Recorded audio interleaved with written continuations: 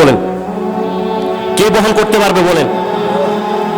আল্লাহ রাব্বুল আলামিন বলছেন, লাউ আনজালনা হাযাল কুরআনা আলা জাবালিন লারাআইতাহু খাশিআ। পাহাড়কে দিলে পাহাড় কাঁপতে কাঁপতে জমিনের সাথে মিশে যেত। ডেক্সেটের বাড়ির আওয়াজে আমি দেখেছি আমার রুমের কোরআন এভাবে লাফাচ্ছে। নাউজুবিল্লাহ করবেন না? যুবক, তুমি অপেক্ষায় থাকো, তোমার হাড্ডি পর্যন্ত মুচড়ে যাবে এই কোরআনের অভিশাপে। রোজার পরে অনেকের বিবাহ শাদী হবে। এই বিবাহ শাদীর মধ্যে অনুরোধ, আমার এই দুইটা হাত আমি আপনার পায়ে রাখলাম। যুবক ভাই, আমার এই দুইটা হাত তোমার পায়ে রাখলাম, আমি গান বাজনা করব না। আমি আরো সহজভাবে বলি, আপনি আপনার মেয়ে বিবাহ দিবেন, আপনি আপনার ছেলে বিবাহ দিবেন। যুবক ভাই, তুমি বিয়ে করবা, তোমার বিয়ে করার পরে অশান্তি আসবে। গান বাজনা করার পরে মানুষ অশান্তি হয়ে সারা রাত তোমার সংসারের ব্যাপারে অভিশাপ দিছে। তোমার সংসারে যদি অভিশাপ হয়, আমি আব্দুল গাফফারের ক্ষতিটা কি হবে বলেন? এই জায়গার দায়িত্ব আমার যেটা ছিল, আমি এক জুমায় বলার পরে আমার হক আদায় হয়ে গেছে। কারণ আমি তো একটার পিছনে থাকবো না, প্রত্যেকটা ইসলামের বিষয় নিয়ে আমি বলতে হয়। আমি একবার বলার পরে আমার এই জায়গার দায়িত্ব আদায় হয়ে গেছে। কিন্তু আমি বারবার কেন বলছি তা তো বুঝতে পারছেন না। শুধু আনন্দ মনে করতেছেন, এক রাত আনন্দ করবেন, সারা জীবন কষ্ট যাবে। মানুষের অভিশাপ আপনি সহ্য করতে পারবেন না। আমাকে যদি কমিটি থেকে এই কথা বলে, আমি ব্যক্তিগতভাবেও চাই, কোন বিবাহতে যদি গান বাজনা হুজুর আপনি যাবেন না, অবশ্যই আমি যাব না, যদিও আমার ব্যবসা লস হবে। কথা বুঝেন নাই? এটা পাবো না, তারপরও কোনো সমস্যা নাই।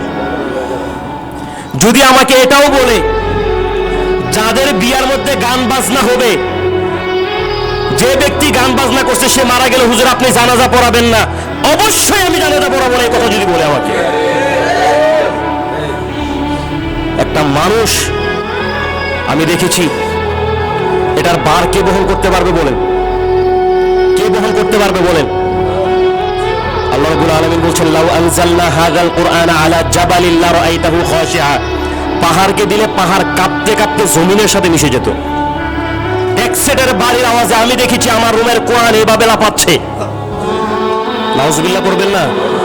যুবক, তুমি অপেক্ষায় থাকো, তোমার হাড্ডি পর্যন্ত মুচড়ে যাবে এই কোরআনের অভিশাপে। আমি জানি আমার এই কথা পছন্দ হবে না, আমি থাকি আর না থাকি, যুবক তোমার ভবিষ্যৎ আমি চাচ্ছি। এই কাজটা কেউ করবেন? জোরে বলেন, করবেন? আমি এতদিন পর্যন্ত বলেছি আপনাদেরকে, তুমি যুবক বুঝতে পারতেছ না। এই যে মুরব্বী যারা সংসার করতেছি, জিজ্ঞাসা করে দেখেন সংসারের অশান্তি কি জিনিস। এই যে কমিটিরা যদি আছে, একটু আগে আমি যে প্রস্তাবটা করছি, ওনারা যদি বলে যে হুজুর ঠিক আছে আপনি এটা করেন, আমি আলহামদুলিল্লাহ খুশি হয়ে যাব। বসে কান্নাকাটি করেছি, মা বোনেরা বাড়িতে যায় নামাজের মধ্যে বসে তারা আল্লাহর কাছে রোনাজারি করেছেন। এমন করে করে অসংখ্য মানুষ তারা আল্লাহর কাছ থেকে তাদের অতীতের গুনাহগুলো মাফ করে নিয়েছে। সুবহানাল্লাহ। আমার ভাইয়েরা, এই রমজান মাস আমাদের কাছে ইবাদত করে যেভাবে কাটিয়েছি, রমজান মাস বিদায় নেওয়ার পরে যদি ওই ইবাদতের আমলটা যদি আমরা ধরে না রাখতে পারি, এই রমজান মাসের রোজা, এই রমজান মাসের আমল, এই রমজান মাসের প্রত্যেকটা ইবাদত আমাদেরকে কোনো ফায়দা দিতে পারবে না। নবী করিম সাল্লাল্লাহু আলাইহি ওয়াসাল্লাম হাদিসের মধ্যে বলেছেন, মান কানা আখিরু কালামিহি লা ইলাহা ইল্লাল্লাহু ফাদাখালাল জান্নাহ। নবী করিম সাল্লাল্লাহু আলাইহি ওয়াসাল্লাম বলছেন, কোন ব্যক্তির যদি শেষ বাক্যটা কালিমা হয়ে যায়, লা ইলাহা ইল্লাল্লাহু মুহাম্মাদুর রাসূলুল্লাহ, ওই ব্যক্তিটাকে আল্লাহ রাব্বুল আলামিন তার জান্নাতের মেহমান হিসেবে কবুল করে নেবে। আমার ভাইরা, এই হাদিসের মাধ্যমে আমরা দেখতে পাই নবী করিম সাল্লাল্লাহু আলাইহি ওয়াসাল্লাম সর্বশেষ কোন ব্যক্তির যদি কালিমা লা ইলাহা ইল্লাল্লাহু মুহাম্মাদুর রাসূলুল্লাহ হয়ে যায়, নবী করিম সাল্লাল্লাহু আলাইহি ওয়াসাল্লাম তিনি নিজেই হাদিসের মধ্যে জান্নাতের সার্টিফিকেট দিয়েছেন। অর্থাৎ কোন মানুষের যদি শেষ সময়টা ঈমানের উপরে অবিচল যদি থাকে, তার আগেরটা কি হয়েছে নবী করিম সাল্লাল্লাহু আলাইহি ওয়াসাল্লাম এই হাদিসের মধ্যে বলেন নাই। সর্বশেষ কোন মানুষটা যদি আল্লাহর কাছে প্রমাণ করাতে পারে আল্লাহ ইবাদত যতটুকু করেছি কিন্তু সর্বশেষ কালিমা নিয়ে তোমার কাছে এসেছে, শুধুমাত্র অতটুকু আমল নিয়ে কোন বান্দা যদি আল্লাহর কাছে দাঁড়াতে পারে, আল্লাহ রাব্বুল আলামিন ওই বান্দার উপরে এত বেশি খুশি হয়ে যায়। বিশ্বনবী হাদিস বর্ণনা করে ঘোষণা দিয়ে দিলেন, ওই ব্যক্তিটাকে আল্লাহ রাব্বুল আলামিন তিনি দয়া করে মায়া করে তিনি তার জান্নাতের মেহমান হিসাবে কবুল করে নিবে। আমার ভাইয়েরা, এবার একটু চিন্তা করেন, রমজান মাসে ইবাদত করলাম, এই সময় মারা গেলে অবশ্যই আমাদের জন্য সৌভাগ্য আল্লাহর কাছে আছে। কিন্তু এমন যদি হয়ে যায় রমজান মাসে ইবাদত করলাম, রমজান মাস চলে গেল কিন্তু আমাদের কাছে আর কোনো ইবাদত নাই, কোনো আমল নাই, কোরআন তেলাওয়াত নাই, দান সদকাও নাই, আল্লাহকে খুশি করার জন্য কোনো ইবাদত আমরা যদি রোজার মাসে রোজার পরে যদি না করি, এমন করে করে যদি 2 মাস 4 মাস 5 মাস 6 মাস যদি চলে যায়, ওই সময় যদি আমাদের কাছে মালাকুল মাউত সামনে হাজির হয়ে যায়, এবার আমি আপনাদের কাছে জানতে চাই সর্বশেষ সময়টা কি তার আমল অবস্থায় ছিল নাকি? আমল তো করেছে 6 মাস 7 মাস আগে। আমার ভাইয়েরা, রমজান মাসের ইবাদত অবশ্যই আল্লাহর কাছে পাবেন। রমজান মাসকে ছোট করে দেখার কোনো উপায় নাই, কিন্তু যেই ব্যক্তিটা সর্বশেষ ইবাদতটা করতে করতে গিয়ে আমল করে যদি সর্বশেষ সময়টা কাটাতে পারে, নবীর ওই হাদিস অনুযায়ী ওই ব্যক্তিটাকে আল্লাহ রাব্বুল আলামিন তার জান্নাতের মেহমান বানায়া দিবে। রোজার মাস, এই মাসে যদি আমরা ইবাদত করতেছি, যদি মৃত্যু হয় কপাল ভালো, কিন্তু রোজার মাস চলে গেল, কোনো ইবাদত নাই, কিচ্ছু করলাম না, শুধু রোজার মাসে করলাম, এই হাদিসটার দিকে তাকালে কেমন যেন দেখা যায় সর্বশেষ সময়টা আমাদের আল্লাহর উপরে অবিচল ছিল না। আর কালিমা তো এমনি এমনি নসিব হয় না, আপনি মনে করছেন যে পারবেন, বলে ফেলবেন, সম্ভব না। আচ্ছা, সহজভাবে বলি, মানুষ মারা যাওয়ার পরে কবরে রাখা হয়, অবশ্যই রাখা হবে। ফেরেশতারা ওই ব্যক্তিকে 3টা প্রশ্ন করে, তাও আমরা জানি। 3টা প্রশ্নের জবাব দিতে পারলে ওই ব্যক্তি জান্নাতে যাবে, না দিতে পারলে জাহান্নামে যাবে, এটাও তো আমরা সবাই জানি। আচ্ছা, এবার আপনারা একটু বলেন তো, যে 3টা প্রশ্ন করা হবে, প্রশ্নটা গুলো আমরা জানি তো? কথা বলেন। আমরা জানি, প্রশ্নের জবাবটাও জানি, কিন্তু নবী করিম সাল্লাল্লাহু আলাইহি ওয়াসাল্লাম বলছেন সবকিছু জানলে চলবে না, ইবাদত আমল যদি থাকে তাহলে পরকালে জবাব দিতে পারবে, যদি আমল না থাকে জবাব। অথচ সে কিন্তু জানে, সে কি জানে প্রশ্নের জবাবগুলি কি হবে, কিন্তু আমল না থাকার কারণে আল্লাহ রাব্বুল আলামিন তার অন্তর থেকে শব্দটা ভুলাই দিয়েছেন। ঠিক কোন ব্যক্তি যদি এরকম ইবাদত করে যদি আল্লাহর জীবনটা, নিজের জীবনটা যদি না কাটাতে পারে, কেউ যদি অপেক্ষায় থাকে এত সহজ সর্বশেষ কালিমা পড়বো, না এত সহজ না, এটা ভুলাই ফেলবে। কে ভুলাবে? আল্লাহ রাব্বুল আলামিন ভুলাই দিবেন। আল্লাহ তাদেরকেই মনে করায়া দিবেন যে মানুষগুলির অন্তরের মধ্যে কার ভয়, যাদের অন্তরের মধ্যে আল্লাহর ভয় থাকে, অন্তরটাকে খালেস বানিয়েছে, ইবাদত করেছে রবের। ওই সময় শয়তান যদি চতুর্দিক থেকে আক্রমণও করে ফেলে, ওই ব্যক্তিটাকে আল্লাহ রাব্বুল আলামিন অন্তর থেকে স্মরণ করায়া দিবেন। আর একটু জোরে পড়েন না সুবহানাল্লাহ। রমজান মাসের ইবাদত, এই ইবাদতটা আমরা ধরে রাখতে হবে। আরো সহজভাবে উদাহরণ দিয়ে বলি, একটা মানুষ 30 দিন পরিশ্রম করে, কষ্ট করার পরে 30 দিনের পরে যায় একদিন বোনাস পায়, একটা বেতন পায়। এখন কেউ যদি চিন্তা করে এই বেতনটাকে আমি একদিনে শেষ করে ফেলবো, চাইলে পারে। আর যদি বলে যে না, এই বেতনটা পাইছি, তার পরের মাস পুরাটা চলা লাগবে, কিছু কিছু করে যদি খরচ করে, তাহলে সুন্দর মতো চলতে পারবে। আর যদি একদিন খরচ করে ফেলে, তাহলে বাকি 29 দিন বসে থাকা লাগবে। ঠিক এই রমজান মাসটা হচ্ছে আমাদের ওই যে মাসের শেষে একটা বোনাসের মতো, একটা বেতনের মতো। আপনি যদি এটা ধরে রাখেন, একটু একটু আমল যদি করেন, রোজার মতো এরকম অত বেশি আমল আপনি হয়তো করতে পারবেন না, কাজ আছে, চাকরি আছে, ব্যবসা আছে, অত সুযোগ আপনি পাবেন না, কিন্তু রোজার পরে ওই একটু একটু যদি করে রাখেন, ওই সম্পদটা, পুরা রোজার মাসের সম্পদটা, আমলটা কেমন যেন আপনি একটু একটু করে ধরে রাখতেছেন। আর যদি ইবাদত না করেন, কেমন যেন আপনি ওই বেতন পাওয়ার পরে একদিনের মাথায় পুরো টাকা শেষ করে ফেলছেন। বাকি 29 দিন বসে থাকা লাগবে। ঠিক এরকম রোজার পরে যদি কোনো বান্দা ইবাদত করতেই থাকে, ওই ইবাদতটা তার কাছে বোনাস হিসাবে থাকবে। সে চিন্তা করবে আসেই তো, আল্লাহ বলবেন বান্দা ফেরেশতা রোজার মাসে দেখোস নাই উপাস থাকা অবস্থায় শরীর দুর্বল নিয়ে ইবাদত করছে, এখন আমার বান্দার কাজ বেশি, আমি তো দিস সওয়াব আগের মতো। সুবহানাল্লাহ বলেন না। ফেরেশতাদেরকে কে বলতেছেন সওয়াব কিসের মতো? আগের মতো, মানে রমজান মাসের মতো। আমার বান্দার কাজ আমি দিছি, না হয় খাইব কি? আমার বান্দাকে চাকরি করার ব্যবস্থা আমি দিছি, যদি চাকরি না করে তাহলে খাবে কি? ব্যবসা যদি না করে খাবে কি? এই সুযোগটা তো আমি দিছি, এই কারণেই না আমার বান্দা ইবাদত করতে পারতেছে না, কিন্তু রোজার মাসে তো করছে। সুবহানাল্লাহ বলবেন না। রোজার মাসের দিকে তাকাইয়া আমার বান্দার আমলনামায় সওয়াব লিখতে থাকে। সুবহানাল্লাহ সুবহানাল্লাহ। আল্লাহ রাব্বুল আলামিন তিনি তার বান্দাদের উপরে কোনোদিন ইহসান থেকে সরে যান নাই। রমজান মাসের ইবাদত আল্লাহ রাব্বুল আলামিন এটা বোনাস হিসাবে রাখবেন, আল্লাহর কাছে এটা জমাটবদ্ধ থাকবে।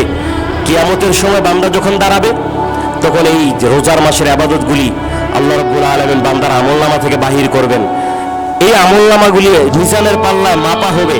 এর সাথে যদি রোজার মাস ছাড়া বাকি 11 মাসও যদি থাকে, তাহলে প্রত্যেকটা ইবাদতের বিনিময়ে আল্লাহ রাব্বুল আলামিন রোজার মাসটাকে বোনাস হিসাবে দান করবেন। আমরা এরকম বোনাস আল্লাহর কাছে চাই, জোরে বলেন চাই। যদি নিতে পারি আমাদেরই লাভ হবে, যদি নিতে পারি আমাদেরই লাভ হবে, বেশি কিছু করার প্রয়োজন নাই। নবী করিম সাল্লাল্লাহু আলাইহি ওয়াসাল্লাম ইবাদত রোজার মাসেই তিনি বেশি করেছেন, এবং সাহাবাই কেরামদেরকেও তিনি রোজার মাসে বেশি বেশি করে ইবাদত করার জন্য তিনি উৎসাহ তৈরি করেছেন। কিন্তু অন্যান্য মাসে আল্লাহ রাব্বুল আলামিন এবং নবী করিম সাল্লাল্লাহু আলাইহি ওয়াসাল্লাম সাহাবাই কেরামদেরকে বলছেন তোমাদের নামাজ শেষ, তোমরা বাহির হও, তোমরা রিজিক তালাশ করো, কোরআনের আয়াত। সুবহানাল্লাহ। কিন্তু রোজার মাসের ব্যাপারে আল্লাহ রাব্বুল আলামিন এই কথা বলেন নাই, উল্টা বলছেন ওই রোজার মাস যখন পার হয়ে গেল, রোজার মাসের ইবাদত কতটুকু করেছেন ওই দিকে তাকায়া তাকায়া আল্লাহ রাব্বুল আলামিন তার ফেরেশতারা ওই বান্দার আমলনামায় সওয়াব লিখবেন। সুবহানাল্লাহ। বনী ইসরাইলের একজন লোক ছিল যার নাম ছিল বারসিসা। নাম কি ছিল? একটু জোরে বলেন। বারসিসা। বনী ইসরাইলের উপরে যে ধর্ম ছিল ওই ধর্মের তিনি একজন হক্কানি সন্ন্যাসী ছিলেন, মানে হক্কানি ব্যক্তি ছিলেন, খুব ইবাদত করতেন। ঘটনার মধ্যে পাওয়া যায় তিনি 70 বছর একটানা আল্লাহর ইবাদত করে গেছেন। ওই সময়ে যে ধর্ম ছিল ওই ধর্মটাই তিনি পালন করছেন, মানে আল্লাহর মনোনীত ধর্ম। 70 বছর পার হওয়ার পরে ওই নবীর উপরে, মুসা নবীর উপরে যুদ্ধ করার বিধান নাজিল হয়ে গেল। প্রত্যেকটা বনী ইসরাইল যারা মুসা নবীর উপর ঈমান আনছে ওই মানুষগুলি যুদ্ধের ময়দানে যাওয়ার জন্য তাদের উপরে ফরজ হয়ে গেছে। এখন 3 ভাই, আপন 3 ভাই, তারা চিন্তা করতেছে আমাদের উপরও তো যুদ্ধ ফরজ, এখন যদি না যাই তাহলে আল্লাহর ফরজ বিধান কেমন জানি লঙ্ঘন করে ফেললাম। তো সেই চিন্তা ভাবনা করে তিনি চিন্তা করলেন আমরা যদি যুদ্ধের ময়দানে যাই আমার তো একটা উপযুক্ত বোন আছে, সাথে তাদের মাও নাই বাবাও নাই, পরিবারের এমন কোনো ব্যক্তি নাই যার কাছে তার বোনটাকে রেখে যাবে। চিন্তা ভাবনা করতে করতে যুদ্ধের ময়দানেও তো যাওয়া লাগবে, আল্লাহর ফরজ বিধান, আবার বোনকে কোথায় রেখে যায়? একটা নিরাপদ স্থানে তো রেখে যাওয়া লাগবে। গ্রামে সব জায়গায় কথাবার্তা বললেন, কেউই রাজি হচ্ছে না, তবে সবাই একজনের কথা বলছে। ওই যে পাদ্রীর মধ্যে, গির্জার মধ্যে একজন পাদ্রী আছে, সন্ন্যাসী আছে, যার নাম বারসিসা, অনেক ফরেজগার ব্যক্তি, তোমরা চাইলে তোমার বোনটাকে তার কাছে দিয়ে আসতে পারো। তো সবাই তার কাছে গেল, 3 ভাই জয় বললো যে আমার বোনটাকে আপনি রাখেন আপনার কাছে, আমরা যুদ্ধের ময়দানে যাই, যুদ্ধ করে এসে আপনার কাছ থেকে আমার বোনটাকে ফিরে নেব। তখন তিনি চিন্তা করলেন তারা বাইরে যদি যুদ্ধের ময়দানে চলে যায়, এই গির্জার মধ্যে আমি একা থাকি, শয়তান যদি আমার অন্তরের মধ্যে কুমন্ত্রণা দিয়ে দেয় তাহলে তো সমস্যা হয়ে যাবে। তখন তিনি প্রাথমিকভাবে বললেন যে না, তোমার বোনকে আমি রাখতে পারবো না, অন্য কোথায় চিন্তা করো। তখন তার অন্তরের মধ্যে শয়তান ওয়াসওয়াসা দিল। মনে রাখবেন নবী করিম সাল্লাল্লাহু আলাইহি ওয়াসাল্লাম তিনি বলছেন যে 1000 আবেদ 1000 আবেদ যদি এক পাল্লায় রাখা হয় আর একজন জানলেওয়ালা ব্যক্তি আলেম যদি আরেক পাল্লায় রাখা হয়, তাহলে অবশ্যই যদিও ওই আমলের মর্যাদা কম, আলেমের আমল কম, তারপর ওই ব্যক্তির তুলনায় তার মর্যাদা বেশি। কারণ শয়তান আলেমদেরকে ধোঁকা দিতে পারে, তবে ধোঁকা দেওয়ার ব্যাপারে শয়তান খুব কষ্ট সহ্য করতে পারে। তো এই ব্যক্তি আলেম ছিলেন না, বনী ইসরাইল যুগের আলেম ছিলেন না, তিনি আবেদ ছিলেন, মানে ইবাদত করতেন শুধুমাত্র। তখন তার অন্তরের মধ্যে শয়তান ঢুকাইয়া দিল, তুমি যদি মানা করো, যদি তার বোনটাকে আরেক জায়গায় রেখে যায়, ওই এলাকার মানুষরা যদি তার বোনের উপরে আবার অন্য কোনো কিছু করে। এই যে শয়তান অন্তরের মধ্যে ধোঁকা দিছে, এটা বোঝার জন্য বনী ইসরাইলের একজন আলেমের প্রয়োজন ছিল। বনী ইসরাইলের উপরে, মুসা নবীর উপর আল্লাহ রাব্বুল আলামিন যে ওহীর জ্ঞান নাজিল করেছিলেন, ওই ওহীর জ্ঞান তার অন্তরের মধ্যে থাকার প্রয়োজন ছিল, তাহলে সে বুঝতে পারতো যে না, এটা তো শয়তান দিচ্ছে। কিন্তু তার কাছে ওহীর এলেম ছিল না। বনী ইসরাইলের উপরে যে কিতাব ছিল, ওই কিতাবের এলেম তার কাছে ছিল না। তার অন্তরের মধ্যে যখন এই চিন্তা আসলো, সে বুঝলো না যে শয়তান তো আমাকে এটা দিচ্ছে, সে চিন্তা করলো আসলেই তো।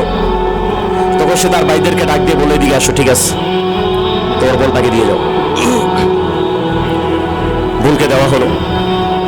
এবার ওই বোনকে বার্সিসা বললেন, শোনো, এই গির্জার মধ্যে আমি একা থাকি, এই জায়গার মধ্যে তুমি থাকতে পারবে না। তুমি আমার ওই যে পাশে বাড়ি আছে, ওই বাড়িতে তুমি থাকো, আমি যাবো না যতদিন পর্যন্ত তোমার ভাইয়ারা না আসে। খাবার খাওয়ার যখন সময় আসবে, তখন ওই জায়গার মধ্যে খাবার দেওয়া থাকবে, গির্জার বাহিরে ওই জায়গা থেকে তুমি খাবার নিয়ে যাবে। এরকম করে কিছুদিন যে অতিবাহিত হলো। এই ঘটনাটা আল্লাহ রাব্বুল আলামিন পবিত্র কালামে হাকিমের মধ্যে একটা শানে নজিল হিসেবে বিশ্বনবী সাল্লাল্লাহু আলাইহি সাল্লাম বলছেন, ওয়াতলু আলাইহিম নাবা আল্লাযী আতাইনাহু আয়াতিনা ফানসালাখা মিনহা ফাআতবাআহু আশ-শাইতান ফাকানা মিনাল গাবিরিন। আল্লাহ রাব্বুল আলামিন বলছেন নবী করিম সাল্লাল্লাহু আলাইহি সাল্লামকে যে আপনি বলেন, ঘটনা সাহাবায়ে কেরামদের কাছে বলেন, আপনার উম্মতের কাছে বলেন ওই ঘটনাটা, যেই ঘটনাটা আমি আপনাদের কাছে শোনাচ্ছি। কিছুদিন যাওয়ার পরে ওই বার্সিসা তিনি চিন্তা করলেন, আমার ঘর থেকে উপযুক্ত মেয়েটা এই গির্জা পর্যন্ত আসে, কত যুবকরা দেখে, যদি কেউ তার উপর আক্রমণ করে ফেলে বা খারাপ চিন্তা ভাবনার জন্য আসে।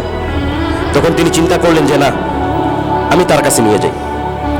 এই যে তার অন্তরের মধ্যে এই চিন্তাটা যে আসলো, ব্যক্তির কাছে ওহীর জ্ঞান না থাকার কারণে সে বুঝতে পারে নাই যে অন্তরের মধ্যে এই যে চিন্তা ভাবনাটা, এটা কে দিতেছে?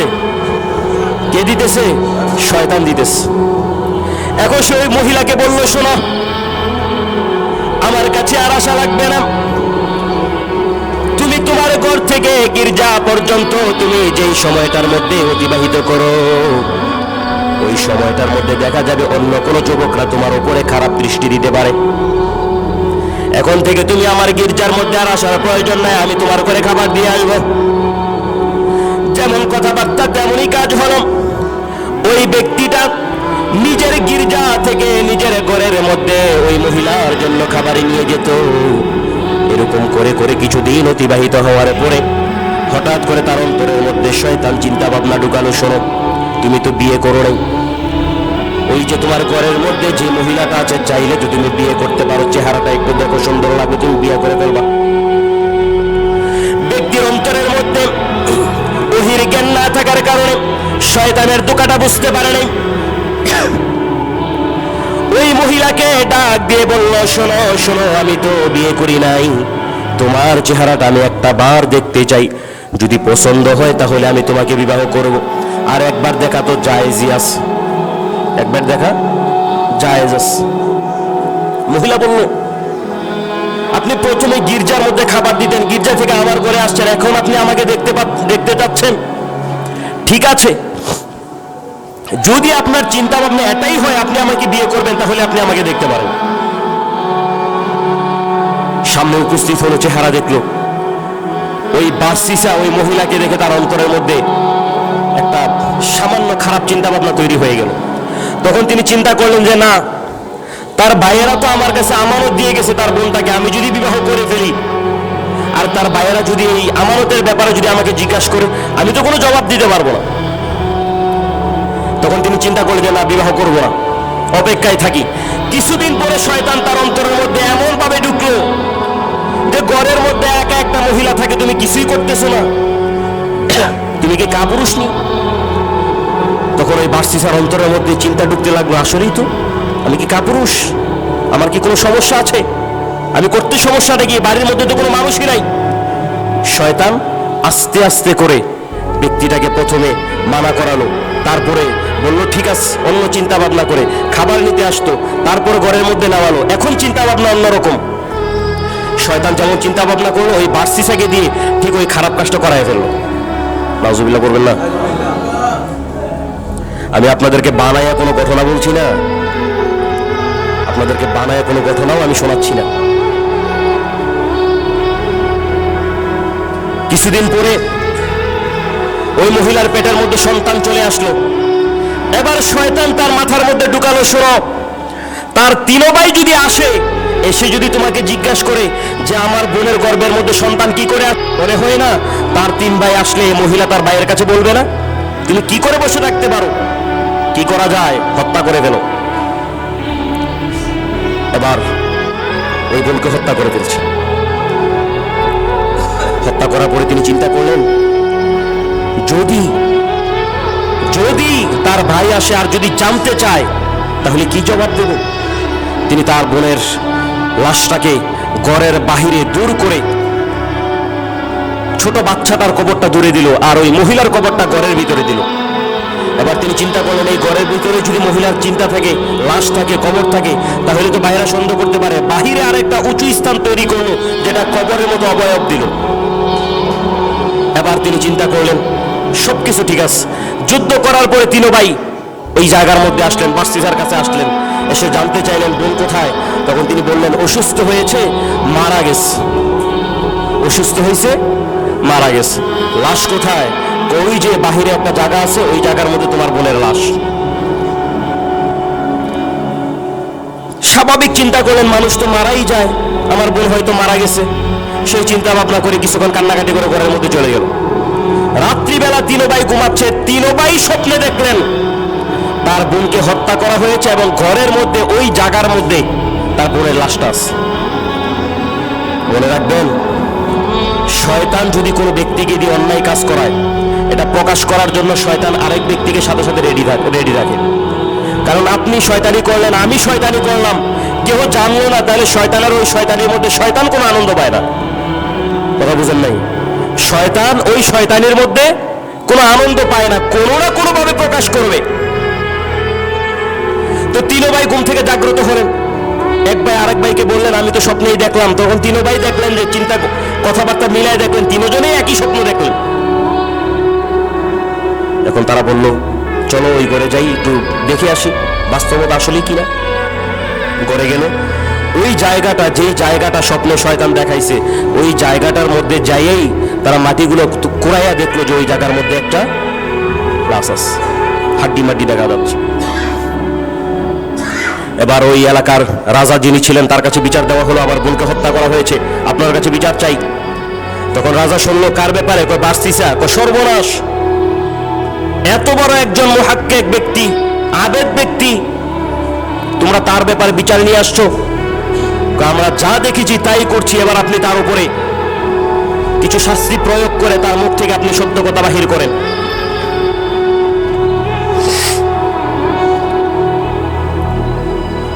বার্সিসাকে আনা হলো। এবার জিজ্ঞাসা করা হলো, বলো কি করছো? তখন তিনি সবকিছু বলে ফেললেন। আবার তার ভিতরে ভয় ঢুকে গেল। এবার বার্সিসাকে মৃত্যুদণ্ড দেওয়া হলো।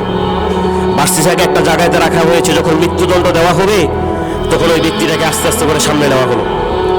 তখন এমন সময়, এতদিন পর্যন্ত শয়তান তার অন্তরের মধ্যে কুমন্ত্রণা দিস, এবার শয়তান সে সরাসরি মানুষের বেশ ধরে ওই বার্সিসার সামনে এসে উপস্থিত। বলছে, শোনো, কি তোমাকে এই মৃত্যুদণ্ড থেকে আমি বাঁচাতে পারি যদি একটা কাজ করতে পারো। কি কাজ? তুমি যদি আমাকে সেজদা দিতে পারো, তাহলে তোমার এই মৃত্যুদণ্ড কার্যকর হবে না। বলছে, তাই নাকি? বলছে, হ্যাঁ। এই ব্যক্তিটা কত বছর ইবাদত করছিল? কথা বলে না, 70 বছর ইবাদত করছে।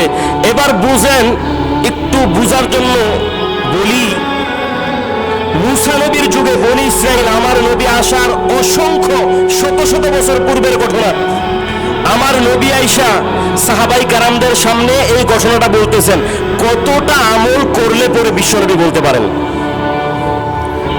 আমি যদি মারা যাই আমার কথা কয়জনে মনে রাখবে? 1-1.5 বছর পরে দেখা যাবে, বা 5-7 বছর বা 10-15 বছর পরে দেখা যাবে আমার আপন ভাই বোনে আমাকে মনে রাখতেছে না। কি পরিমাণে কাজ করলে পরে শত শত বছর পরে বিশ্বনবী ওই ব্যক্তির ঘটনা বর্ণনা করতে পারেন? একটু চিন্তা করেন তার আমলটা কত বেশি ছিল। বার্সিসাকে যখন বলা হলো তুমি যদি আমাকে সেজদা দাও তাহলে মাফ করা হবে, বার্সিসা কোনো চিন্তা করলেন না, মুহূর্তের মধ্যে সেজদা দিয়ে দিলেন। কার পায়ে? একটু জোরে বলেন, কার পায়ে? শয়তানের পায়ে। শয়তান, তার শয়তানি করাটাই মূল কাজ। দেখেন, আবেদ যদি না হয়, আলেম হওয়া লাগবে মাদ্রাসায় পড়ে, বিষয়টা এমন না। আপনি শুধুমাত্র কোরআন হাদিসের জ্ঞান যদি অর্জন করতে পারেন তাহলে শয়তানের কুমন্ত্রণা বুঝতে পারবেন। মানুষ হিসাবে ভুল হবে, কিন্তু কোন সময় আল্লাহর কাছে চাইলে পাওয়া যাবে, কোন অবস্থাতে চাওয়া লাগবে, কোন ভাবে চাওয়া লাগবে, সেটা আপনি বুঝতে পারবেন। আরেকটা আবেদের কথা বলি, সব সময় ইবাদত করতেছে। একদিন রাত্রেবেলা তিনি ঘুমাচ্ছেন, শয়তানে তাকে স্বপ্নের মধ্যে এসে দেখাচ্ছে, শোনো তুমি এত বেশি ইবাদত করছো, তোমার ইবাদত আমি, শয়তান বলতেছে, আমি আল্লাহ আরশে আজিমে থাকতে পারি নাই, তোমার কাছে চলে আসছি মেরাজে তোমারে নেওয়ার জন্য। নাউজুবিল্লাহ বলবেন না। ওই আবেদ বুঝতে পারে নাই যে আসলে এটা শয়তানের চক্রান্ত। ওই বোরাক কোথায়? ওই যে ঘর থেকে বাহির হয়ে পিছনে যান, ওই জায়গার মধ্যে বোরাক আছে। স্বপ্নে দেখলো ওই জায়গার মধ্যে একটা ঘোড়া বাঁধা আছে, তো ওই জায়গার মধ্যে গেছে, সামনে যতক্ষণ হাঁটবা তত তাড়াতাড়ি তোমার কাছে বোরাক আসবে। তো সামনের দিকে হাঁটতেছে, একটু পরে যায় দেখে বাথরুমের লেট্রিনের মধ্যে যায় বেরো রয়েছে। ওহির এলেম না থাকার কারণে, ওহির এলেম অর্জন করার জন্য মাদ্রাসায় পড়া লাগবে তা কোনো সত্য না। তো ব্যক্তিটা যখন সেজদা দিল, এবার ওই বাসসিসা সেজদা থেকে উঠে শয়তানকে বলতেছে আমাকে বাঁচাও। এবার শয়তান বলতেছে ইন্নী আখাফুল্লাহ রাব্বাল আলামিন। ওই বাসসিসা বাঁচার জন্য যতটুকু পর্যন্ত চেষ্টা করে গেল, সর্বশেষ পর্যন্ত শয়তানের পায়ে সেজদা দিয়ে দিল। শয়তানের প্রত্যেকটা চক্রান্ত অবলম্বন করতে করতে তার সময়টাকে অতিবাহিত করলো। সর্বশেষ ওই শয়তানের পায়ে পর্যন্ত ওই বার্সিসা সেজদা দিয়ে দিল। সর্বশেষ বার্সিসা যখন বলল এবার আমাকে তুমি বাঁচায় ফেলো, এবার শয়তান জবাব দিচ্ছে আমি কোনো মানুষকে বাঁচাতে পারি না, বরঞ্চ আমি আল্লাহ রব্বুল আলামিনকে ভয় পাই। সবকিছু করানোর পরে এবার শয়তান বলতেছে ইন্নী আখাফুল্লাহ। তুমি কি করে মনে করতে পারো আমি তোমাকে তোমার মৃত্যু থেকে বাঁচাতে পারবো? বরঞ্চ এতদিন পর্যন্ত 70 বছর তুমি যার ইবাদত করে আসছো ওই মালিককে আমি শয়তান ভয় পাই। দেখছেন একটা ভালো মানুষকে কি বানায় ফেলছে। তো এই ঘটনার পিছনে বলার পিছনে উদ্দেশ্য একটাই, রমজান মাসে যে ইবাদত করছেন ওই ইবাদতটা রমজান মাস পরে যেন ছুটে না যায়। বাজার করতে গেছেন, ব্যাগের মধ্যে সবকিছু পুরালেন, কিন্তু বাড়িতে এসে দেখলেন ব্যাগের মধ্যে কোনো বাজার নাই। তো ওই বাজারে লাভটা কি হবে বলে? কোনো লাভ হবে না। কিছুদিন আগে একটা কথা শুনতেছিলাম, হুজুর মসজিদের মধ্যে আলোচনা করছে, শোনো কেউ যদি একটানা 40 দিন জামাতে তাকবীরুল্লাহ সহিত নামাজ পড়তে পারে, অন্তর যদি খালেস থাকে, তাহলে ওই ব্যক্তিটাকে আল্লাহ রাব্বুল আলামিন কবুল করে নেয়। আসলেই এই হাদিসটা সত্যি। যদি কেউ একটানা 40 দিন তাকবীরুল্লাহ সহিত নামাজ পড়তে পারে, ওই তাকবীরুল্লাহ সহিত নামাজ পড়ার কারণে আর অন্তর যদি ঠিক থাকে, আল্লাহ রাব্বুল আলামিন ওই ব্যক্তিটার মর্যাদা বাড়ায় দেন। আর একটু জোরে পড়েন না সুবহানাল্লাহ। তো এই হুজুরের কথা শুনে তিনি চিন্তা করলেন, একটা যুবক চিন্তা করলো ঠিক আছে কাজ করি যাই। 40 দিন পর্যন্ত নামাজ পড়ছে একটা নাই। এবার তিনি মনে মনে খুব খুশি, কিন্তু কিছুদিন যাওয়ার পরে নামাজ আর পড়তেছে না, ভালো লাগতেছে না। এখন এরকম করতে করতে আরো কিছুদিন গেল, মাসখানেক পার হয়ে গেল। এবার তিনি চিন্তা করলেন যে না, আসলে 40 দিন যে নামাজ পড়ছি ওই নামাজটা পরিপূর্ণভাবে হয় নাই, যার কারণে আমি নামাজকে ছাইরা দিতেছি। তো আবার শুরু করছি। 20-22 দিন যাওয়ার পরে আর মসজিদের মধ্যে যায় না। এবার ইমাম সাহেব ডাক দিয়ে বলতেছে, শোনো, তোমাকে তো অনেকদিন দেখছি নামাজ পড়তে, এবার তো নামাজ পড়তে আসতেছো না, ব্যাপার কি? হুজুর মনে নাই শুক্রবার যে আলোচনা করছেন? কি? কই যে এক দোয়া শিখাইছিলেন, এক দোয়া যদি কেউ পড়ে 70 বছরের কথা বলে না, 70 বছরের গুনাহ মাফ। তো আপনি জুমার মধ্যে যখন আলোচনা করছেন আমি তো ওই দোয়া পড়ে ফেলছি। 70 বছর তো আমার হয় না, আগে 70 বছর বাঁচি, কারণ এই 70 বছরের গুনাহ তো আল্লাহ মাফ করে দিস। কই কথা তুমি বেশি বেশি করে সুবহানাল্লাহ আলহামদুলিল্লাহ এই জিকিরগুলো করতাম, এগুলা কি করো? না, তা তো করি না। কেন? সুবহানাল্লাহ পড়তে পড়তে এত বেশি সুবহানাল্লাহ পড়ছি, জান্নাতের মধ্যে গাছ হইতে হইতে পুরা জান্নাত ভরে গেছে, জঙ্গলের মতো হয়ে গেছে। এখন যদি পড়ি এত জঙ্গল হয়ে যাবে, জান্নাতে যে হাত মুখ হই আর সৌন্দর্য আনন্দ উপভোগ করবো কই? আমাদের যেন এমন না হয়। রমজান মাসে তো ইবাদত করছি, আবার এর মধ্যে সবে কতটা রাত আছে, 1000 বছর উত্তম, তা তো জীবনও বাঁচতাম না। একদিন 2 দিন যতটুকু করছি অতটুকু দিয়ে যদি অন্তত 100 বছরও যদি বাঁচি, ইবাদত করে তো আর লাভ নাই, আগে 100 বছর বাঁচি, এই চিন্তা ভাবনা করা যাবে না। আল্লাহ রাব্বুল আলামিন সর্বশেষ বান্দার হিসাবগুলি আগে নেবেন, কারণ সর্বশেষের মধ্যেই মঙ্গল আছে। একটা কথাই তো আছে, শেষ ভালো যাক সব ভালো তার। আপনি কি করছেন না করছেন ওইগুলা তো আছেই, কিন্তু সর্বশেষ সময় যখন আপনি ভালো হবেন, ইবাদতটা যখন আপনার আমলনামায় থাকবে, ফেরেশতারা যখন আল্লাহর কাছে আপনার আমলনামাটা নিয়ে চলবে, ওই ফেরেশতারা আল্লাহ যখন দেখবে বান্দার আমলনামায় সর্বশেষ সময়টাতে ইবাদতের মধ্যেই আছে, বান্দা যখন ইবাদত শুরু করে প্রত্যেকটা ইবাদতের বিনিময়ে আল্লাহ রাব্বুল আলামিন বান্দার গুনাহগুলি মাফ করতে থাকে। আপনি আল্লাহর কাছে কিছু কিছু সময় চাওয়ারও প্রয়োজন নাই, শুধুমাত্র ইবাদত করতেছেন অন্তর থেকে। এই অন্তর থেকে শুধুমাত্র ইবাদত করার কারণেই আল্লাহ রাব্বুল আলামিন আপনার গুনাহগুলি মাফ করতে থাকে। তো এটা যদি রমজান মাসের পরেও যদি আমরা ধরে রাখতে পারি, অত বেশি করার প্রয়োজন নেই, আপনি ছোট্ট ছোট্ট করে করেন। রমজান মাসে যেই পরিমাণে ইবাদত করছেন ওই পরিমাণে ইবাদত করার প্রয়োজন নেই, অল্প অল্প করেই করেন, কিন্তু আপনি এটা ধরে রাখেন যে আমি ইবাদত করছি। আরো সহজভাবে উদাহরণ দিই, ঘুড়ি, ছোট ছোট বাচ্চারা ঘুড়ি উড়ায়, আপনাদের দিকে কি বলে? ঘুড়ি তো বলে, বা গুন্ডি বলে। ঘুড়ির অবয়বটা খুব বেশি, ছোট বাচ্চা দেখবেন ঘুড়িটাকে ছাড়ার পরে ঘুড়ি অনেক দূরে থাকে, কিন্তু বাসে যদিও অনেক দূরে, ছোট্ট ছোট্ট ইবাদতগুলি, ওই রশি ইবাদতগুলি 11 মাস পরে হলেও ব্যক্তির কাছে কেমন যেন ওই রোজার মাসের আমলের নাটাইটা তার হাতের মধ্যে থাকবে। যদি ওই যুবক ছোট বাচ্চা হাত থেকে যদি ঘুড়িটাকে ছেড়ে দেয়, এটা অনেক দূরে চলে যাবে। ঠিক রোজার পরে কেউ যদি ইবাদতটা ছেড়ে দেয়, রোজার মাসের ইবাদত ওই ব্যক্তির কাছ থেকে অনেক দূরে চলে যাবে। এই ইবাদতটা ধরে রাখার চেষ্টা করেন। এই ইবাদত যতটুকু করেছেন ততটুকু নিয়েই যেন আল্লাহর কাছে দাঁড়াতে পারেন, অন্তত যেন বলতে পারি আল্লাহ ইবাদত করেছি, নিয়ে দাঁড়িয়েছি, অন্তত যেন দাঁড়াতে পারি। ওই আমলটা ইনশাল্লাহ আমরা রোজার পরে করবো, পারবো তো ইনশাল্লাহ।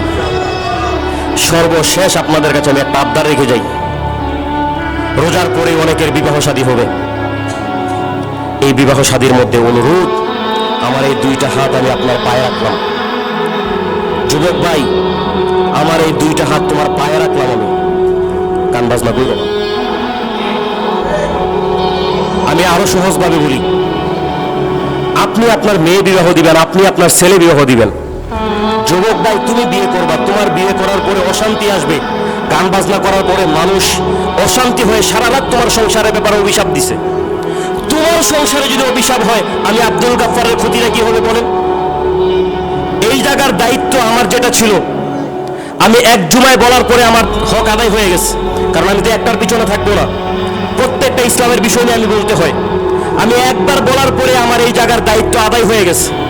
কিন্তু আমি বারবার কেন বলছি তা তো বুঝতে পারছেন না, শুধু আনন্দ মনে করতেছেন। এক রাত আনন্দ করবেন, সারা জীবন কষ্ট যাবে। মানুষের অভিশাপ আপনি সহ্য করতে পারবেন না। আমাকে যদি কমিটি থেকে এই কথা বলে, আমি ব্যক্তিগতভাবেও চাই কোন বিবাহতে যদি গান বাজনা হুজুর আপনি যাবেন না, অবশ্যই আমি যাব না, যদিও আমার ব্যবসা লস হবে। কথা বুঝেন নাই? এটা পাবো না, তারপরও কোনো সমস্যা নাই। যদি আমাকে এটাও বলে যাদের বিয়ার মধ্যে গান বাজনা হবে, যে ব্যক্তি গান বাজনা করছে সে মারা গেলে হুজুর আপনি জানাজা পড়াবেন না, অবশ্যই আমি জানাজা পড়াবো না, এই কথা যদি বলে আমাকে। একটা মানুষ আমি দেখেছি, এটার ভার কে বহন করতে পারবে বলেন? কে বহন করতে পারবে বলেন? আল্লাহ রাব্বুল আলামিন বলছেন, লাউ আনজালনা হাযাল কুরআনা আলা জাবালিন লারাআইতাহু খাশিআ। পাহাড়কে দিলে পাহাড় কাঁপতে কাঁপতে জমিনের সাথে মিশে যেত। ডেকসেটের বাড়ির আওয়াজে আমি দেখেছি আমার রুমের কোরআন এভাবে লাফাচ্ছে। নাউজুবিল্লাহ করবেন না? যুবক তুমি অপেক্ষায় থাকো, তোমার হাড্ডি পর্যন্ত মুচড়ে যাবে এই কোরআনের অভিশাপে। আমি জানি আমার এই কথা পছন্দ হবে না, আমি থাকি আর না থাকি, যুবক তোমার ভবিষ্যৎ আমি চাচ্ছি। এই কাজটা কেউ করবেন? জোরে বলেন, করবেন? আমি এতদিন পর্যন্ত বলেছি আপনাদেরকে, তুমি যুবক বুঝতে পারতেছো না। এই যে মুরব্বী যারা সংসার করতেছে, জিজ্ঞাসা করে দেখেন সংসারের অশান্তি কি জিনিস। এই যে কমিটিরা যদি আছে, একটু আগে আমি যে প্রস্তাবটা করছি, ওনারা যদি বলে যে হুজুর ঠিক আছে আপনি এটা করেন, আমি আলহামদুলিল্লাহ খুশি হয়ে যাব। দরকার